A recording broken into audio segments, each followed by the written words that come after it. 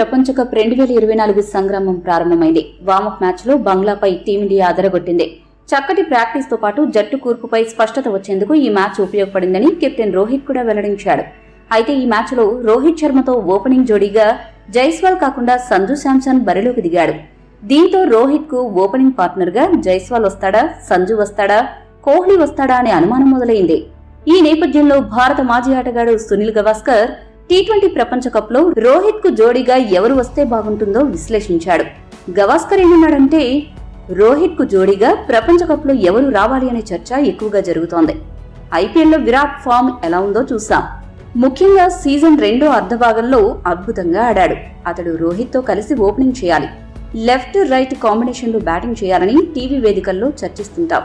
అయితే ఉత్తమ ఆటగాళ్లు ఎక్కడ ఆడినా మంచి ప్రదర్శన చేస్తారు. ఇక జైస్వాల్ టెస్ట్ సిరీస్ సమయంలోనూ మంచి ఫామ్ లో లేడు. ఐపీఎల్ లో కూడా అంత అద్భుతంగా ఆడలేదు. కాబట్టి రోహిత్ కు జోడీగా కోహ్లీ రావడమే కరెక్ట్ అని గవాస్కర్ విశ్లేషించాడు. గవాస్కర్ వ్యాఖ్యలపై మీ అభిప్రాయాన్ని కామెంట్ చేయండి.